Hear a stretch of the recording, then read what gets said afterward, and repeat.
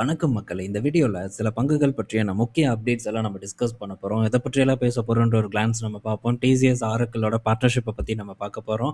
FMCG நிறுவனத்தோட price ஹைக்க பற்றி நம்ம டிஸ்கஸ் பண்ண போறோம். அடுத்தது பவர் செக்டார் பங்குகள பற்றி நம்ம டிஸ்கஸ் பண்ண போறோம். அதுவும் 40% வரைக்கான ஏற்றத்துக்கு காத்துட்டு இருக்கக்கூடிய பவர் செக்டார் பங்குகள பற்றி தான் நம்ம பேச போறோம். ஸோ அது போக இன்னும் பல பங்குகள் இருக்கு. ஒன் பை ஒன்னா நம்ம டிஸ்கஸ் பண்ணுவோம். ஃபர்ஸ்ட்டு நம்ம இன்னைக்கு மார்க்கெட் ராலிய பற்றி பார்ப்போம். ஸோ இன்னைக்கு டேல அருமையான ஒரு ஏற்றத்த நிஃப்டி 50, பேங்க் நிஃப்டி 2மே இப்போ வரைக்கும் பார்த்தீங்கன்னா குடுத்துட்டுருக்கு. கரண்ட்டா நிஃப்டி 50 ஒரு 320 பாயிண்ட்ஸுக்கு மேலான ஏற்றத்த குடுத்துட்டுருக்கு. பேங்க் நிஃப்டி கிட்டத்தட்ட 1200 பாயிண்ட்ஸ் வரைக்கான ஏற்றத்த டெலிவர் பண்ணியிருக்கு. அருமையான ஒரு ஏற்றம்.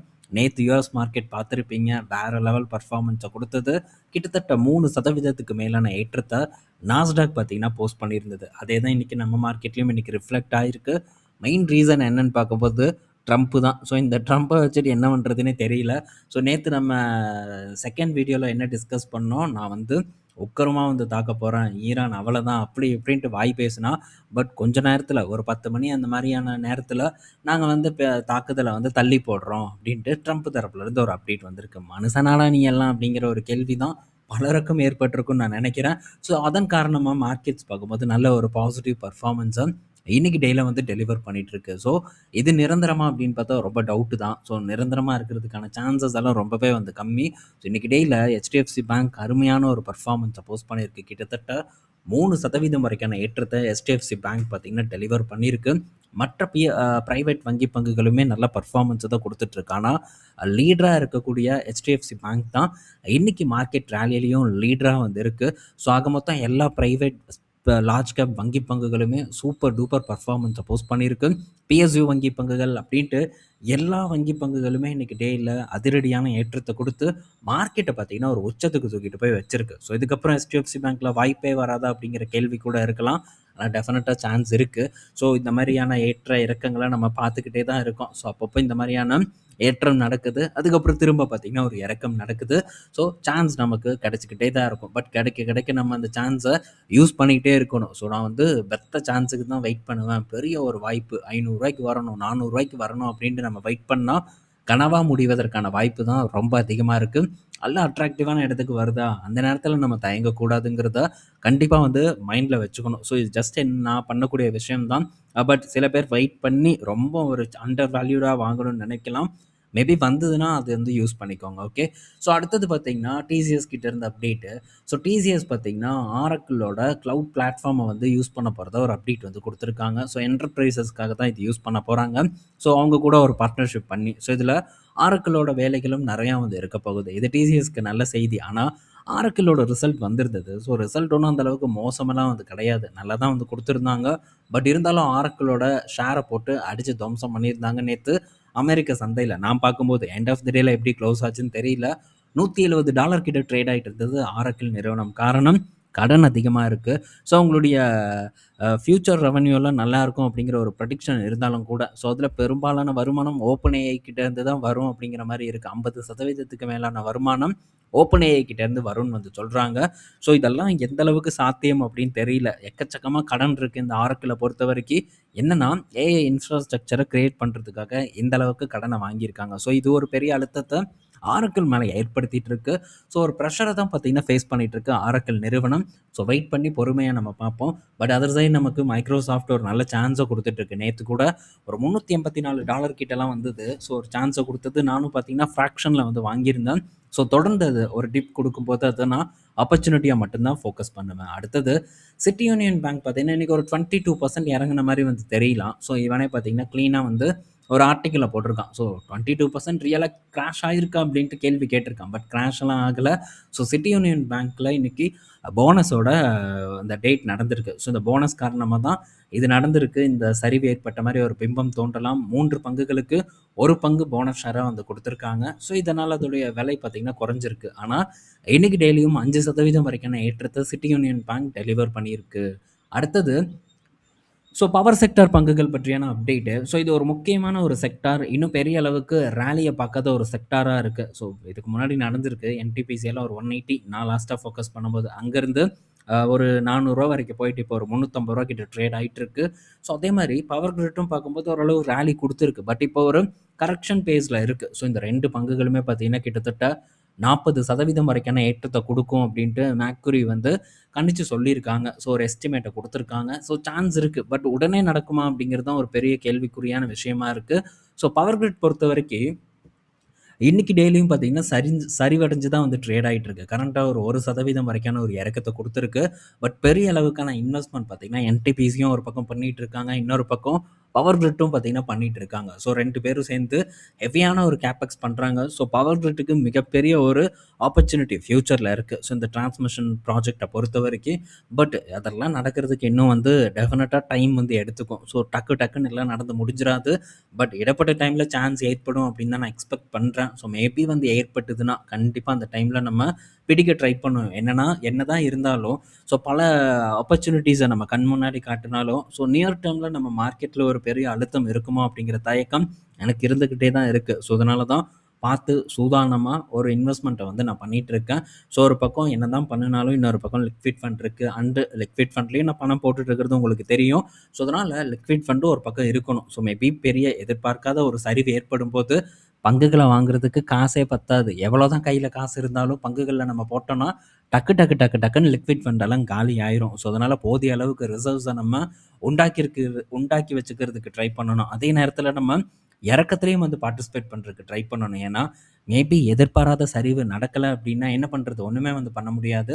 ஸோ ஆப்பர்ச்சுனிட்டிய மிஸ் பண்ற மாரியான ஒரு சூழ்நிலை ஏற்படும். அதனால பேலன்ஸா வந்து இன்வெஸ்ட்மென்ட் பண்றதுக்கு ட்ரை பண்ணணும். ஸோ பட் நல்ல சான்ஸ் பவர் கிரிட்ல இருக்கு. தொடர்ந்து இத வந்து ட்ராக் பண்றதுக்கு ட்ரை பண்ணுங்க. சேம் அதே தான் என்டிபிசிய பொறுத்தவரைக்கும். ஸோ என்டிபிசி இப்போ ஒரு ரூ. 350 கிட்ட ட்ரேட் ஆயிட்டு இருக்கு. விரைவில் என்டிபிசில ஒரு அக்யூமுலேட்டுக்கான ஒரு வாய்ப்பு உருவாகும் அப்படின்னு தான் நான் நினைக்கிறேன். ஸோ இவங்க ஒரு 40% சொல்லியிருக்காங்க. இங்கேருந்து நல்ல ஒரு ஏற்றத்த குடுக்கும் அப்படின்ட்டு. பட் நடக்குமாங்கிறதெல்லாம் நம்ம பொறுத்திருந்து பார்க்கணும். அதுக்கு முன்னாடி ஒரு சான்ஸ குடுத்துட்டு தான் போகும் அப்படின்னு நான் எக்ஸ்பெக்ட் பண்றேன். மேபி இப்பவே ஒரு நல்ல சப்போர்ட்ல இருக்கு. இங்கேருந்து ரிவர்சல்ல போஸ்ட் பண்ணாலும் பண்ணலாம். பட் இதெல்லாம் சப்போர்ட் ரெசிஸ்டன்ஸ வச்சு விளையாடக்கூடிய ஒரு விளையாட்டு இல்ல. ஸோ ஒரு நல்ல இடத்துக்கு வரும்போது அக்யூமுலேட் பண்ணி பொறுத்திருந்து, காத்திருந்து அந்த வெற்றிய வந்து சந்திக்கணுங்கிறது என்னோட ஒரு ஒப்பீனியன். இந்த நிறுவனங்கள பொறுத்தவரைக்கும். அடுத்தது பார்த்தீங்கன்னா, டாடா பவர் கிட்ட இருந்து அப்டேட்டு. ஸோ இவங்களும் பார்த்தீங்கன்னா, ஒரு முக்கியமான ஒரு நிறுவனம். ஸோ இத தாண்டி அதானி பவர் இருக்காங்க. அண்ட் ஜேஎஸ்டபிள்யூ எனர்ஜி இருக்காங்க. ஸோ இருந்தாலும் டாடா பவர் ஒரு முக்கியமான நிறுவனம்.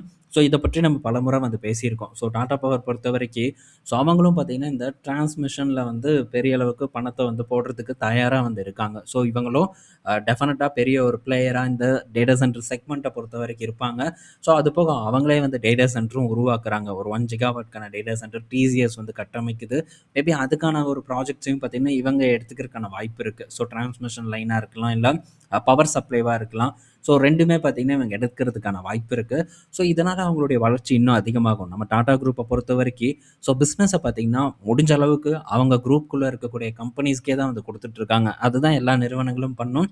ஸோ இங்க அந்த அளவுக்கான நிறுவனங்கள் இருக்கக்கூடிய காரணத்தினால, ஸோ பிசினஸ் பார்த்தீங்கன்னா, வெளிய போகாம உள்ளுக்குள்ளேயே இருக்குது. ஸோ இது டாடா குரூப்ஸ், அதுவும் டாடா பவர்ஸ பொறுத்தவரைக்கும் ஒரு நல்ல பாசிட்டிவான ஒரு விஷயமா நான் பார்க்குறேன். நெக்ஸ்ட்டு நிப்பான் இந்தியா கிட்ட இருந்து அப்டேட்டு. ஸோ நிப்பான் பெயிண்ட் பார்த்தீங்கன்னா, வெஸ்ட் பெங்கால்ல ஒரு பெயிண்ட் பிளான்ட் வந்து அமைக்க போறதா ஒரு அப்டேட் வந்து குடுத்துருக்காங்க. அவங்களுடைய எய்ம் என்னன்னா, மார்க்கெட் ஷேர் டபுளா வந்து ஆகணும் அப்படிங்கிறது தான் அவங்களுடைய எய்மாவும் வந்து இருக்கு. ஸோ அடுத்தது பார்த்தீங்கன்னா, இப்ப ரீசென்ட்டா ஏஷியன் பெயிண்ட்டும் கூட ஒரு நல்ல பெர்ஃபார்மன்ஸ குடுத்துட்டுருக்கு. ஸோ விரைவில் பார்த்தீங்கன்னா, இந்த இடத்துல ப்ராஃபிட் புக் பண்ணணும். ஸோ அதே மாரி ஞாபகம் வச்சுக்கோங்க. ப்ராஃபிட் புக்கிங் ரொம்ப முக்கியம். ஸோ நல்ல நல்ல சான்ஸ் வரும்போது, ஸோ பெரிய ஒரு ஆப்பர்ச்சுனிட்டி இல்ல, இன்னும் பெரிய பெட்டர் ஆப்பர்ச்சுனிட்டீஸ் நமக்காக காத்திருக்கு அப்படின்னு தெரிஞ்சதுன்னா, ஸோ இங்கேருந்து அங்க ஜம்ப் பண்றதுல தயக்கம் காட்டக்கூடாதுங்கிறத மட்டும் என்னைக்கும் ஞாபகம் வச்சுக்கோங்க. ஸோ ப்ராஃபிட் புக்கிங் ரொம்ப முக்கியம் அப்படிங்கிறது நினைவுல இருந்துகிட்டே இருக்கணும். என்னதான் லாங் டர்மா இருக்கலாம். ஸோ இதுக்கு முன்னாடியே நல்ல ரேலி குடுத்து, அந்த ரேலிய நம்ம என்ஜாய் பண்ணி இன்னும் ஏறும்ன்னு உட்காந்துட்டு இருந்தோம்னா, அது பெரிய அளவுக்கு நம்ம மிஸ்டேக் பண்றது தான் அர்த்தம். ஸோ ப்ராஃபிட் புக் பண்ணி அடுத்த கட்ட ஆப்பர்ச்சுனிட்டிய நோக்கி நகர்ந்து போகுறது ரொம்ப முக்கியம். இப்ப இருக்கக்கூடிய காலகட்டத்தில. அடுத்தது எஃப்எம்சிஜி பங்குகள். ஸோ அதில இந்துஸ்தான் யூனிலிவர் பார்த்தீங்கன்னா, 4லிருந்து 11% வரைக்கும் பிரைஸ் ஹைக் வந்து பண்ண போறதா அப்டேட் வந்து குடுத்துருக்காங்க. ஸோ பண்ணிட்டாங்க. பல ப்ராடக்ட்ஸ்க்கு, ஸோ ஒவ்வொரு ப்ராடக்ட்டுக்கும் ஒவ்வொரு விதமான ஒரு விலை உயர்வ வந்து அனௌன்ஸ் பண்ணியிருக்காங்க.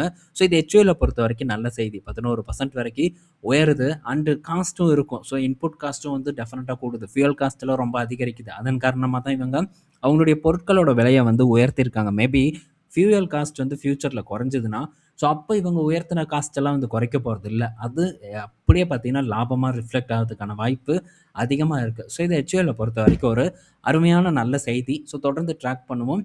நம்ம பொறுத்த வரைக்கும் திரும்ப சான்ஸ் வந்து ஏற்படும்னு நினைக்கிறோம். மேபி ஏற்பட்டதுன்னா அதை பிடிப்பதற்கு நம்ம ட்ரை பண்ணலாம். அடுத்தது ஏன்னா அதுவும் இல்லாமல் நல்ல வேல்யூவேஷன்லையும் இருக்குது. இந்த மாதிரியான நிறுவனம் இந்த மதிப்பில் கிடைக்கிறது ரொம்ப பெரிய விஷயம். அதையும் நம்ம ஞாபகம் வச்சுக்கணும். நெக்ஸ்ட்டு எஸ்பிஐ பார்த்தீங்கன்னா இங்கேருந்து ஒரு 30% வரைக்கான ஏற்றத்தை கொடுக்கும் அப்படிங்கிற ஒரு டார்கெட்டை வந்து கொடுத்துருக்காங்க. ஸோ ஏறுமா என்னன்ட்டுலாம் தெரில. பட் இதை விட அட்ராக்டிவாக நமக்கு பிரைவேட் செக்டார் வங்கி பங்குகள் கிடைக்கும்போது அது பக்கம் நம்மளுடைய கான்சன்ட்ரேட்டை வைக்கிறது தான் சிறந்த ஒரு வழிங்கிறது என்னோட ஒரு ஒப்பீனியன். ஸோ இப்போதைக்கு பிரைவேட் செக்டார் லார்ஜ் கேப் பங்குகள் பக்கம் இருப்போம். பிஎஸ்யூ பேங்க்ஸ்லையும் சில பேங்க்ஸ் இருக்குது. ஸோ சான்ஸுக்காக பார்த்தீங்கன்னா நான் பொறுத்திருக்கேன். மேபி சான்ஸ் ஏற்பட்டதுன்னா அதையும் வந்து உள்ளே பிடிச்சி போடுறதுக்கு ரெடியாக வந்து வெயிட் பண்ணிட்டு தான் இருக்கேன். அடுத்தது அடோப் பார்த்தீங்கன்னா போட்டு பொழந்துட்டு இருக்காங்க. ஸோ அடோப் பார்த்தீங்கன்னா நல்ல ஒரு சரிவை வந்து போஸ்ட் பண்ணிட்டு இருக்கு. நேற்றெல்லாம் ஒரு 6% வரைக்கான இறக்கத்தை கொடுத்ததுன்னு நினைக்கிறேன். ஸோ ரிசல்ட் வந்தது. ரிசல்ட் நான் பார்க்கல எப்படி பர்ஃபார்ம் பண்ணியிருக்காங்கன்ட்டு. ஸோ இந்த அடோப்பை நான் தொடர்ந்து ட்ராக் பண்ணிட்டு இருக்கக்கூடிய கம்பெனி, தொடர்ந்து வாட்ச் பண்ணக்கூடிய நண்பர்களுக்கு தெரியும். இன்னுமே பார்த்தீங்கன்னா ஒரு முடிவு என்னால் இந்த இடத்துல ஃபைனல் பண்ண முடியாத ஒரு இடத்துல தான் நான் இருக்கேன். ஸோ நானும் நிறைய விஷயங்களை தேடி தேடி பார்க்குறேன். ஸோ பல விஷயங்கள் எல்லாம் புரிஞ்சிருக்கேன், படிச்சிருக்கேன். பட் இருந்தாலும் இந்த இடத்துல என்னால் ஒரு டிசிஷன் மேக் பண்ண முடியல. ஸோ இங்கே ஒரு ப்ரெஷர் ஏற்படுமோ அப்படிங்கிற ஒரு பயம் தான் எனக்கு இன்னும் அதிகமாயிட்டே வந்து போயிட்டுருக்கு. எப்படி வந்து தப்பிக்கிறாங்கன்னு பார்ப்போம். ஸோ நானும் தொடர்ந்து வந்து போட்டுட்டே இருக்கேன் என்னுடைய உழைப்பை. ஸோ ஏதாச்சும் ஒரு ஃபைனல் டிசிஷன் மேக் பண்ணேன்னா கண்டிப்பாக அந்த அப்டேட்டை உங்க கூட நான் ஷேர் பண்ணுறேன். ஏன்னா $700 கிட்ட இருந்தது. இப்போ வெறும் $200 கிட்ட வந்து ட்ரேட் ஆகிட்டு இருக்கு. பெரும் சரிவு பார்த்தீங்கன்னா இந்த அடோப்பில் ஏற்பட்டிருக்கு. காரணம் ஏஐ தான் ஒரு மெயின் ரீசன். ஸோ இதனால் இதை பற்றி இன்னும் நம்ம புரிதலை ஏற்படுத்தணும். வெறும் விலை இறங்கிருச்சுங்கிறதுக்காக நம்மளால இதை ஃபோக்கஸ் பண்ண முடியாது. ஸோ விலை இறங்கியிருக்கு சரி, ஃப்யூச்சர் எப்படி இருக்குங்கிறத நம்ம கண்டிப்பாக நல்லா கணிக்க ட்ரை பண்ணணும். ஸோ மேபி அப்படி பண்ணிட்டோம்னா நம்ம இதில் இருக்கக்கூடிய ஆப்பர்ச்சுனிட்டிஸை எக்ஸ்ப்ளோர் பண்ண ட்ரை பண்ணலாம்.